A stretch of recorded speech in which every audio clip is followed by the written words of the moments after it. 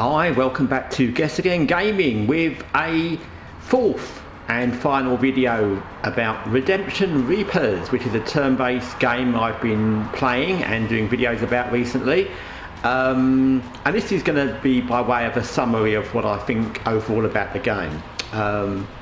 So if you watch the other videos, I've already covered combat quite extensively. I did a whole mission in the last video, and I've covered the way you level up and things like that. I've probably missed a few bits. It's not extensive, but it's enough to give you an idea.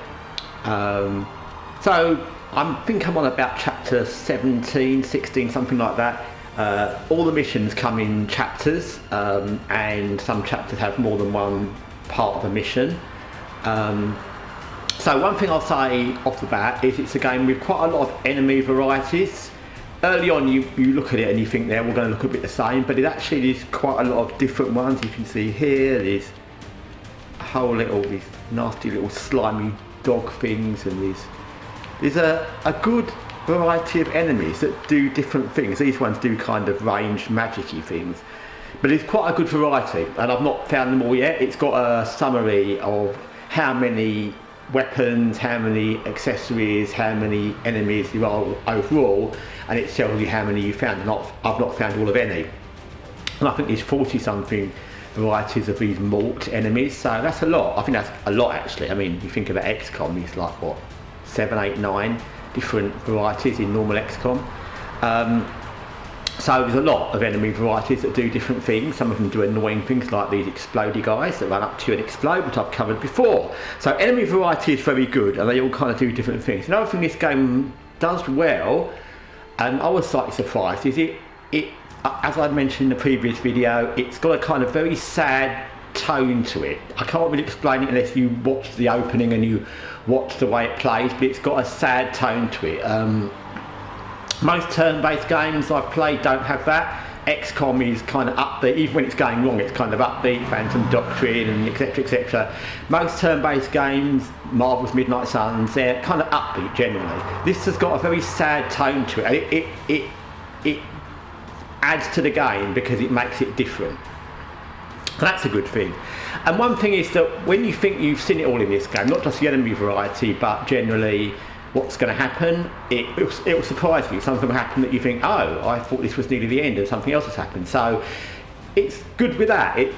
You don't know what's going to happen next in it, and I think that's a good thing. So I think it's got a lot to it. I think the combat is very unique to the game, and I think that's good. Like I said, I love XCOM and Phantom Doctrine and all these kind of games. But this isn't that, because you really do need all your party to be involved in each kill or around each lot of enemies. If you separate them too much, they can't perform multi-abilities at the same time. And that makes it different, and different is good. And I've enjoyed it. I've enjoyed the way you have to think through, if this one goes here, then will that one make it to there, and if that one goes to that side, can that one get there? I've really enjoyed that part of it. I didn't think I would, because I'm so used to XCOM style games. But I've really enjoyed it. So that's good. I'm not sure about a few things which I will touch on here. The game's very linear. That's not a bad thing, but the way the game is, it will be hard to imagine how it wouldn't exactly be linear, but it is very linear. That rolls into the next thing. I'm not sure, I've not got to the end, so I don't know if there's going to be multiple endings, but I'm not sure if it's got huge replayability, because if it's just linear and there's only one ending, then that's not going to open up lots of replayability. Plus you're not customizing even your own guys, let alone any other guys. You're not creating anyone. So I think replayability is questionable, unless you really like it. I do really like it, but whether I'd go back and play all this again just to go through the same maps and the same missions, I don't know. I know XCOM it ends at the same point, XCOM 2 for example, but because of the way XCOM is, you never know how it's going to go during the game. You can stall out the end for ages, you can do different missions different times, and so it's different. It's not linear in that sense. Also, customization. You don't get to customize your guys at all, really. I get that, it kind of fits with the game, but I think coming back to replayability, it would be nice if there was these accessories which you can add but you don't see them, and there's different weapons but there's no armour to speak of that you change, and that means they don't need to change how they look, but I think that would be a nice addition. Bearing in mind you don't create any characters either, and you don't really, once you get your opening 5 characters, there's no more that you play. I think having the addition of customisable armour or armour pieces that you find even would be good, because that would add something to it. I think we've all played games, you know, where we like to give our character certain looks, and so that would be a reason someone might replay it, but it hasn't got that. So I think that's a detriment to the game. The other thing that struck me as I was playing this, and I can't say this is right, this is just the impression I've got, is I'm not sure how much of the lore in this game is just surface. And what I mean by that is, it feels a lot like someone wrote down the name of the enemies, name of countries, name of this is, but they've not, I don't know, it's, you know, it's not going to be Tolkien level, but I don't know if they really know the deep depths of actually the countries and the lore and the backstories themselves. It doesn't have that feel to it. It feels like someone's gone over with a, you know, a reasonable level of competency and created a story, but I don't know if there's any more deep lore than what you get in the game. Some games you feel, Dragon Age, The Witcher, etc. You feel there's loads of lore, someone's gone into all the backstories and the history of everything, and they know every single thing, and if you ask them, why does that place do that, and why does that, they would know.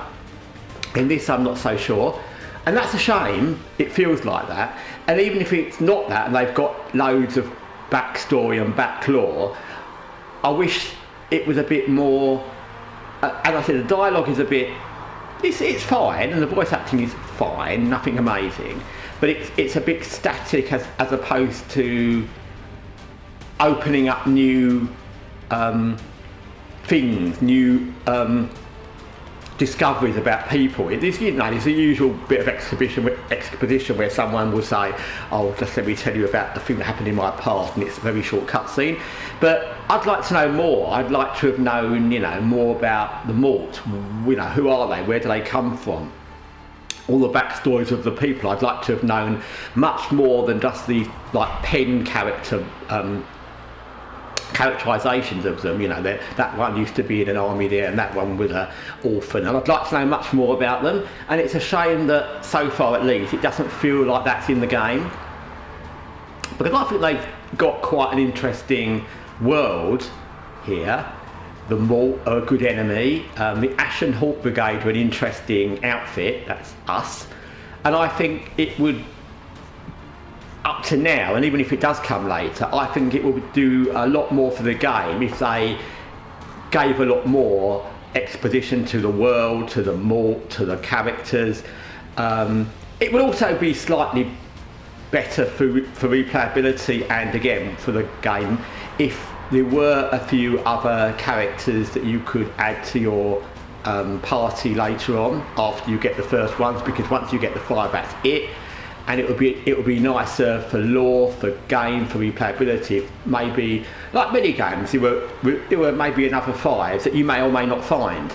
And if you found them, you did, and if you didn't, you could still play the game. But that would give another element of different options. Then you would have the option to swap out people in your party, which would give you other reasons to replay the game, but you'd have different combos.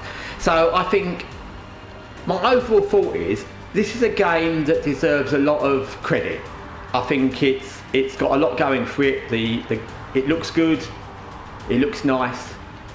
It's a very well-intentioned game. I think the combat is interesting. I can't complain about anything in that. The enemies are good. I can't complain about them. The way the game plays is good. I've not had any bugs, and the story is interesting.